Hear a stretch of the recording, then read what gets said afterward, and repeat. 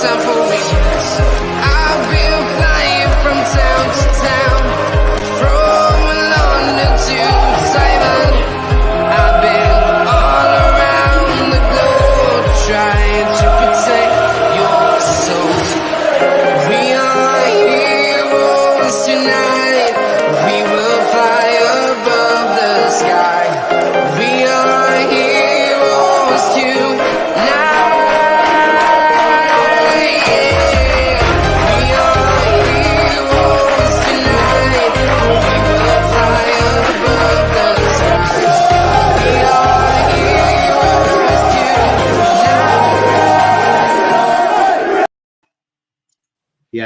Yes, people, welcome back to Let's Talk Premier League. We are here for some updates. I'm joined by Liam and Aaron. How are we both doing? Yeah, all good, all good.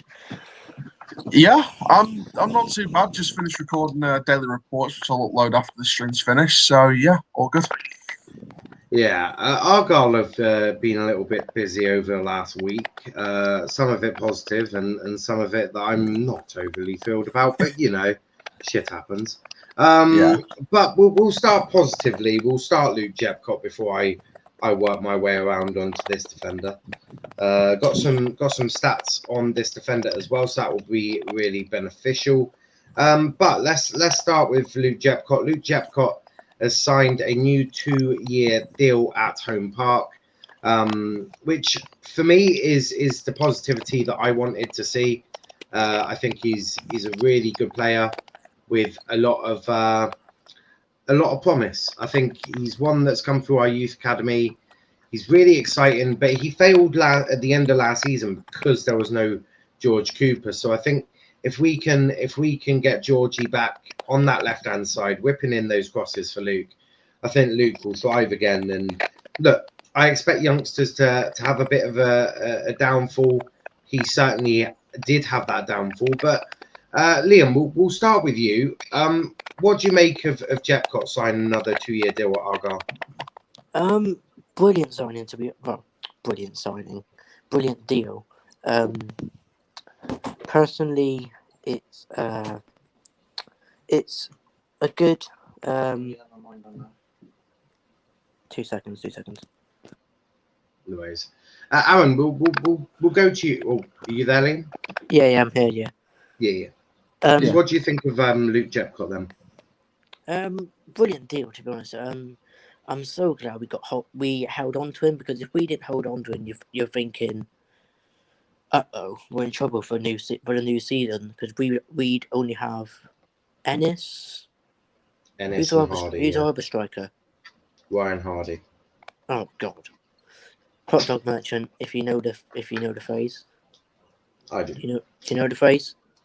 Yeah, I know the phrase. He's not too bad. He's not a striker that, for me, is going to get us the goals we need to stay. Well, when I just mentioned hot dog merchant, I bet Aaron's thinking, what on earth are you on about? You actually. Yeah. What do you make of Jephcott there? He's a really exciting young prospect, Argyle, there, isn't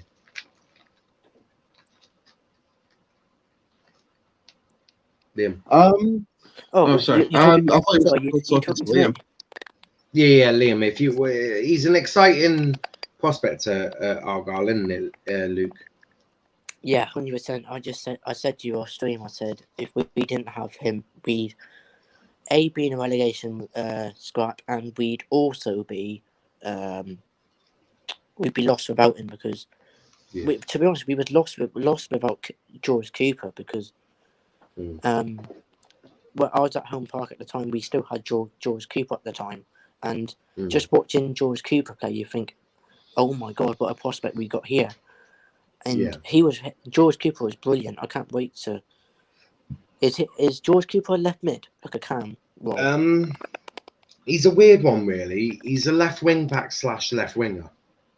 Hey, that's strange. So he's not too good defensively, but he's one of the best in the league going forwards. I think if we're thinking one of his strengths is definitely whipping the ball into the box for the strikers, that I can't think of any better than Cooper.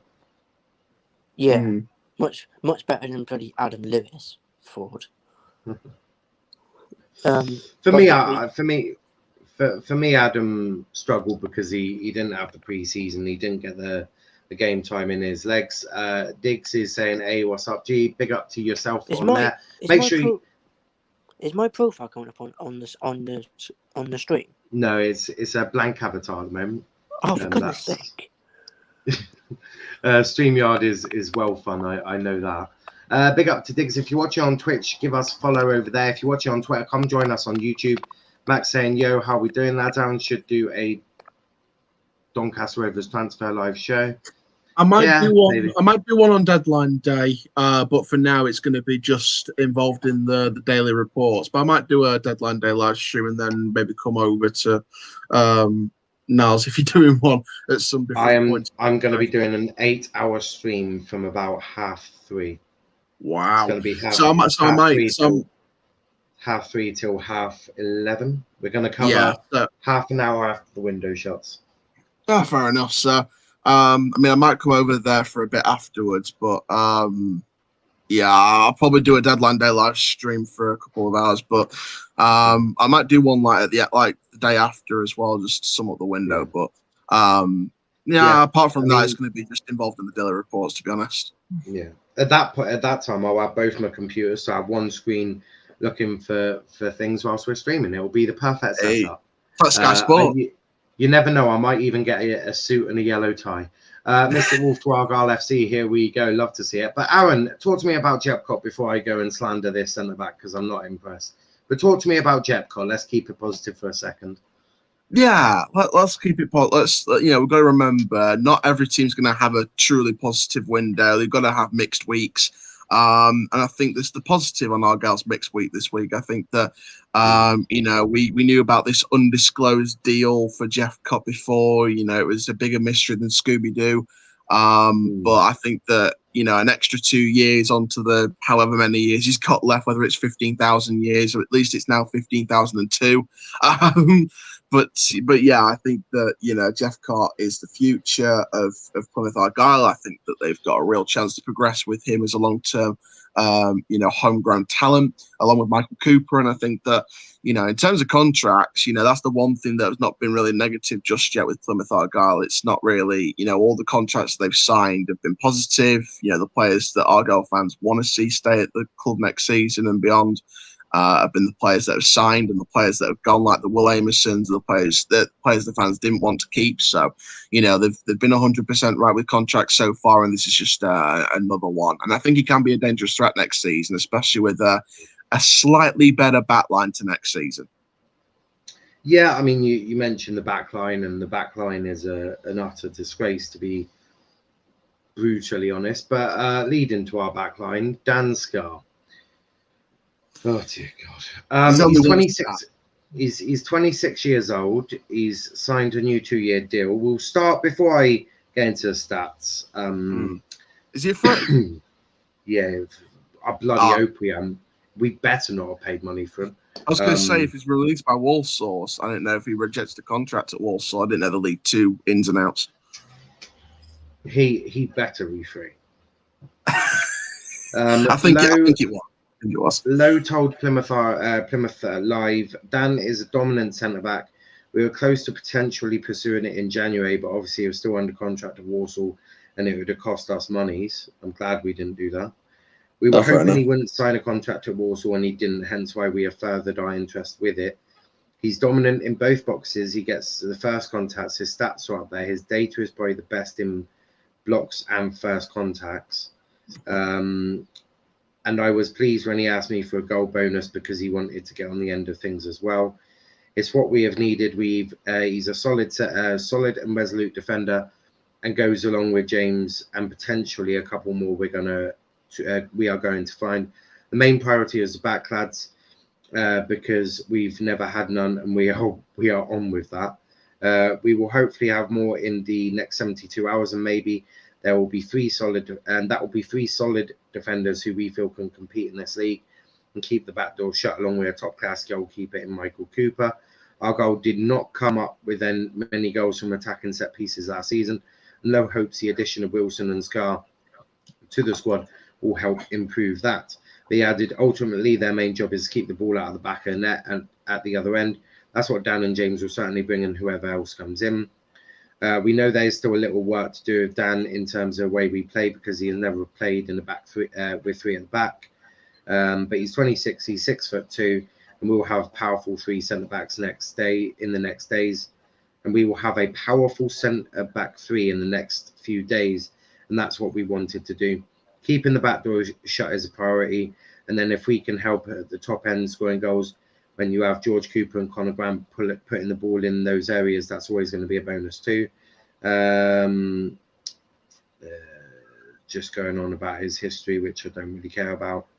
And still more about that. Argyle, 14 players under contract are Camara, Cooper, Mike Cooper, George Cooper, Joe Edwards, Niall Ennis, Conor Grant, Ryan Hardy, Luke Jephcott, Ryan Law, Danny Mayer, Adam Randall, Dan Scarr, Ollie Tomlinson, and James Wilson. Oh dear. Right. Now, I've done some statistical work, as I do for a lot of the stuff we do on the Premier League, but I've decided to do a bit on Argyle. We've downgraded on Aimson. Defensively, these are the stats. So as you can see, Scarr with the most interceptions, so Ryan Lowe is correct there. His tackling is horrific though. Way below Opoku and Aimson. So I've compared them to Opoku and Aimson because that was our centre backs from last season. And don't forget, Scarr was in an easier league as well. His clearances are better than anyone else's. I suppose it's really them tackles that concern me. He doesn't look like he's very good at tackling. Liam, what do you make of those defensive stats to start with?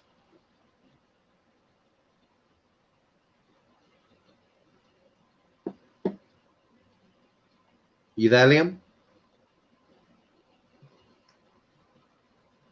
Not sure if Liam's. Nope. Not sure if Liam's there. Aaron, talk me through them defensive stats. Well, interception wise, like the teeniest bit better than Opoku and Aimson, but it's not exactly hard to top shit defenders. Tackling is worse than both of them, which is unbelievable. In terms of fouls, same as Amerson, but still not the best. The clearance one, he's the best clearer of the ball, which is that's something. Yeah, we can hear you. He's joint best blocker out the three, but again, it's not too hard to tie level with shit. And he's offsides just as much, well, nearly as much as the other two. So, if you want me to be perfectly honest on this, Niall, it's not exactly looking good. Maybe Ryan, I'm starting to think about this a little bit more. Maybe it is he's going to be surrounded, because if you look at Wilson, his stats are a lot better in terms of what I think we could do with. So maybe Lowe's going to put two ball playing centre backs next to him and then just have Dan to just clear shit.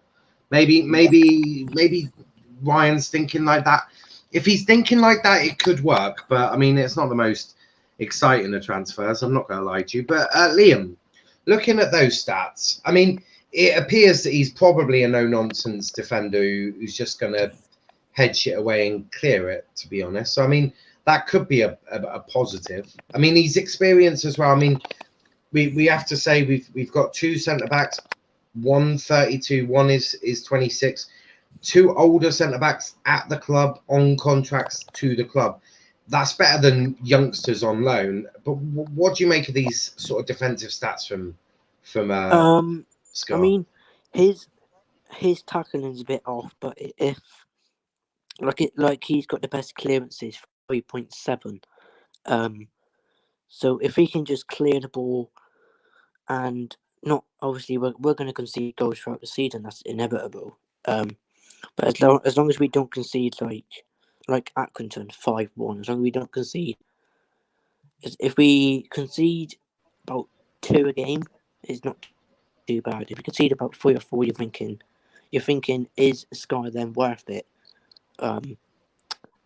Offside. What's the offside? Is that like being offside in an offside goal? That's the amount of offsides So are the amount of times he's caught offside. Oh, well done. No, as in like he catches other people offside. Oh, good. That's good. Just a one-off then, basically. Just he's 0.5s, a Poku and Aimson 0.6, so that's not too bad. Yeah. It's just his tackling. It's his clearances are brilliant. It's what's it called? It's how pacey. It's how pacey the other strikers are. I'm just trying to think of a striker in League One that's pacey. Can you think of anyone? Aaron, can you think of any pacey League One strikers?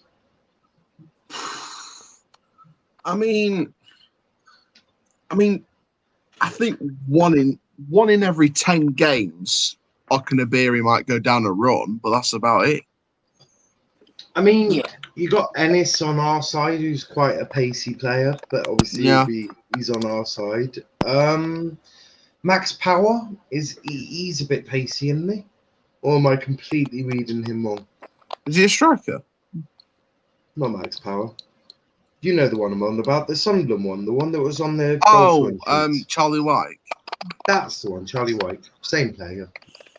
He's pacey, isn't he? Why are we talking about Sunderland? Why are we talking about Sunderland? We hate them. Well, you were asking about pacey strikers, and I was trying to think of some. Anyone but them. There's not many pacey. But let's look at the passing. Let's go to passing stats. He makes an average of 43.8% passes per game. He's got 62%. Ameson's on 52.1. He made more passes to the other team last season than. This is true. I mean, so in terms of pass success rate, Scarr is on 62.8. He makes 5.4 long balls per game. This is where I say he's just he's actually just a B-Tech version of Ameson. Passing stats anyway, because look at Ameson, makes 52 passes per game. He's got 72% pass accuracy and 4.9 long balls. I mean, Aaron, talk me through these stats because I don't want to. Well, I think with him being the best in long balls, and that's about it out of the three, he's like your average hoofball defender. It's it's like you said, it's a B-Tech Will Ameson. We thought that Plymouth had escaped Will Ameson, but we got his twin brother. Should have kept Will Ameson. That's what I'd have done. I'd have kept Ameson. Not a chance. He was awful. I've just got a better centre back. Well, or that, but if I had to choose, I'd have kept Ameson. But Will, talk me through these stats. Not Will, Liam, talk me through these stats. What do you think of them? Ameson 52.1 average passes. Not a chance. Anyway, we're not talking about him. Average passes for Scarr, way better than the Pocus. So that's brilliant. Pass success 62.8. That's very good. As long as it's over 50%, that's brilliant. Long balls 5.4. That's very good. I gotta say. Is it long balls out of like 10, or is it just long balls as in up to 5? That's the amount of long balls he'll do per game. Oh, that's very good then. Oh, we're going to be long ball FC again, are we? Under Derek Adams, remember? I don't think we're going back that way. I think what Ryan tried to do, and he showed it last season actually, because a lot of the season before, and you'll know as much as I, Liam, when we were at Home Park, under Ryan Lowe in League Two, it was 3-5-2, no messing around, job done. You know what you're doing, go get them goals. It was very much we kept that three at the back, 2 wing backs. Then you had the 2 central midfielders. Then you've got the cam. Then you got the the two up top, and then obviously brought back Jephcott in January after his loan. He then went on some ungodly scoring run in League Two. And then Ryan Lowe decided to bench him for the next 5 games, which seems absolutely stupid. Yeah, I think Ryan was trying to. We had a lot of strikers back then, didn't we? We had Telford, we had Ginger Lad, Ryan Taylor. Yeah, but Ginger Ryan Taylor, yeah. Then who else did we have? We had loads of strikers. That was the only issue we had. Byron Moore. He's a mug. Who? Byron Moore, he's a mug. Hate him. But we that's the thing. We had a lot of strikers. So back in League Two, we kept it regimented. This is what we're doing. Blah blah blah. It was like last season when he took off Adam Lewis, or he took someone off for Byron Moore, or he took Jephcott off. But he took someone off like Jephcott for Byron Moore. Like, we're losing the game. You're taking Jephcott off, and you're bringing Byron Moore, who's got about. I think that towards the end of the season. I think so, but you were still doing it. Yeah, we won holiday, mate. Anytime after, I think it was Charlton, right? You know, when we got battered 6-0 by Charlton, it was at that point I was like, okay, so the players are on holiday right now. They're currently on a beach in flaming Turkey or flaming Magaluf. Because they're certainly not at home park. I mean, body might be there, but mine certainly isn't. That's the best way to summarize that for me. It was woeful. When it was 6-0, I was thinking, I'm glad fans are not allowed in stadiums. Yeah, lovely. I think the thing that sort of hurts about this Scarr signing for Plymouth fans as well. You look at what Burton Albion are doing. They are about to announce Delio Jala on a free deal from Charlton, one of their top first-team centre-backs. And he's a way better player than Scarr. Imagine if Plymouth put the right... Well, I know Plymouth could have done it. Imagine if they could have got someone like an Jala to start in that back line who's experienced, knows the Football League. I'm not... So I keep thinking about this. And we all know that Ryan Lowe is very data-driven. He's Liam will be able to tell you as well. Ryan Lowe speaks very highly of analytics, very analytical, and he speaks absolute rubbish as well at full time. He doesn't take the blame for himself. He takes the blame for the players, or he takes it one way or another. The thing is, I've never. You'll learn this as you get older, and you have multiple managers at your club. I don't really watch the press conferences. They're just a load of crap, because he ain't gonna throw the players under the bus, because they'll throw him under a bus. He ain't really gonna take too much of the blame. It's with press conferences. You see it in the Premier League. It's just rhetorical bullshit. I mean, Pep does it all the time, and for me, as you get older. My one advice to young fans, obviously you I think 17 you said. My advice is just don't watch the press conferences. I watch the new signing ones because I like to hear what the player's saying. I don't watch any during the season. It's like, yeah, cool. Like I do watch when we win. I was like, I'll watch. Or do that. I'll watch the winning. What's it called? After press conferences, after match review of the game. I was like, I'll watch that. Yeah. When we lose, I was like, and it comes across my phone. Nah, I'll pass. Thank you.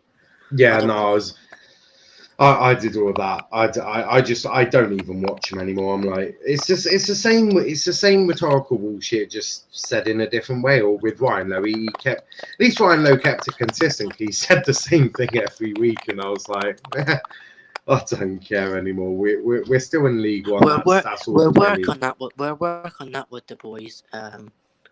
Yeah, and it's the same mistake week in, week out. Cheers, mate. Yeah, I think the issue of last season, and I'm sure Aaron probably had it at Donny, because it was game after game, it was complete relentless scheduling. We didn't really have time to sort of work on the training pitch. So no matter what, he couldn't really change much. And if you think that the centre backs we had Woods, Aimson, Opoku, and Watts. We had arguably the worst back line in the league. I think second half of the season. I think second half of the season we kind of took that title of worst back line in the league when we had Halliday getting skinned alive every week. We had James not playing up to the ability that we knew he could play. Anderson was injured for a section of that second half of the season, so I felt a bit sorry for him, and he sort of tried to find that leadership again. Wright was not up to the task. John was, appalling at the time, and he's to find his form again. Never stop doing that, because you literally made me shit myself. I thought I had to wrap this up without even doing any outros and just literally jump onto another one. Stop doing that. Wait, what? It says breaking news: Man United and Dortmund have come to an agreement that today is Thursday and tomorrow is Friday. Huge developments. I thought that was him signed. I was just about to say, oh, come on. I mean, they've come to an agreement. Oh, wait, no, hang on. I've just seen it. Fuck. You idiot. But no, look, if he puts two players that can play passing football next to Dan, I think Dan might do all right. It's not the best signing. We just need to get another couple more in. As long as we can beat Shrewsbury, Burton, Wickham, all those teams, and Doncaster, obviously. Sorry to say, Alan. Who else is awful in this league? Fleetwood, Morecambe, yeah. I mean, we should beat all the promoted sides: Cambridge, Morecambe, Bolton, Cheltenham.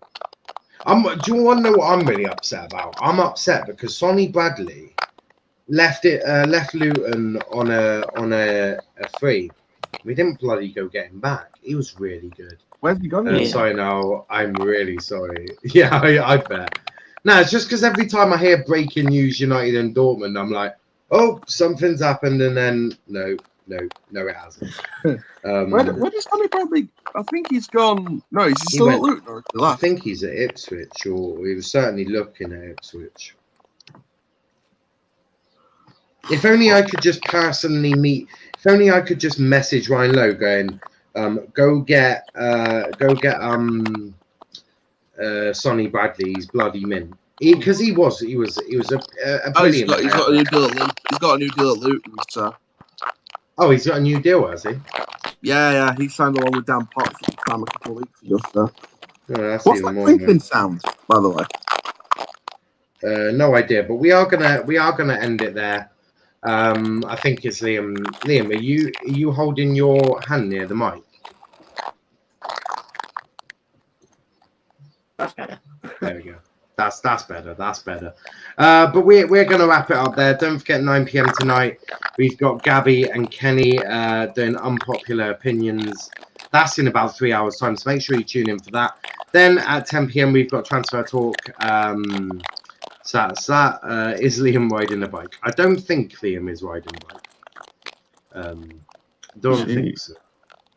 No, it's just with the mic. I think it's just with the mic. It keeps brushing the mic and it keeps making a rustling noise. It's not too much problem. Just to confirm, it is Deji. Just to confirm, it is Deji Oshilaja that's signed on the free to Burton. So Burton's got a decent centre back there. So well done, Burton fans, because you got a good centre back. Burton are really impressing me this summer, by the way. Can I just mention that Burton are really impressing me right now with their transfer business. Hasselbank knows what he wants to do with that team. Yeah, no, I hear that.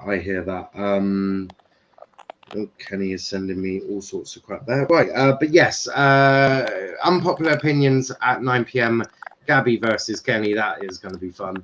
And then we've got Transfer Talk 10 p.m. tonight. Make sure you tune in for that as well. And then tomorrow we've got Transfer Talk Turkey, England, Turkey, Italy watch along. Then we have the England show at 10. Make sure you tune in for all of them as well. Before, obviously, Saturday and Sunday. Sunday, we're not doing Transfer Talk because me and Matt are doing drinking games for Austria versus North Macedonia. So I don't know what sort of state I'm going to be in.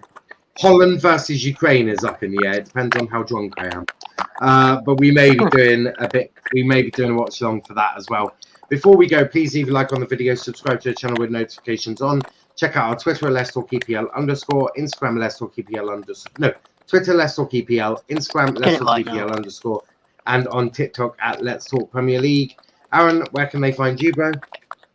You can find me on Twitter at Aaron_Challoner.